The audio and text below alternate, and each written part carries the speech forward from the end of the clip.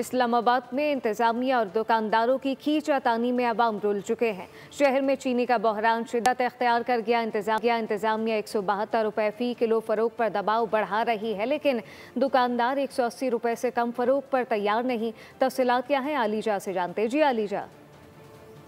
देखिए, दारुल हुकूमत इस्लामाबाद में चीनी नापैद हो चुकी है। इस्लामाबाद इंतज़ामिया ने दावे तो खूब किए, लेकिन उनके दावों पर अमल दरामद नहीं हो रहा। जितने भी शुगर वाले हैं उनको ये मजबूर किया गया था कि 172 रुपये किलो आप चीनी बेच सकते हैं, लेकिन इनकी ख़रीद 172 रुपये से ज़्यादा है। बाराकों में मैं इस वक्त मौजूद हूँ। यह वज़ीर आज़म हाउस से सिर्फ 7 किलोमीटर की मुसाफत पर है और यहाँ पर चीनी दस्तयाब नहीं है। हमारे साथ एक दुकानदार मौजूद है, उनसे गुफ्तगू करते हैं। मुझे बताइएगा, यहाँ पर इशू क्या है? आपको मजबूर किया जा रहा है 172 रुपये बेचें, और अगर नहीं बेचते तो कार्रवाई की जाती है?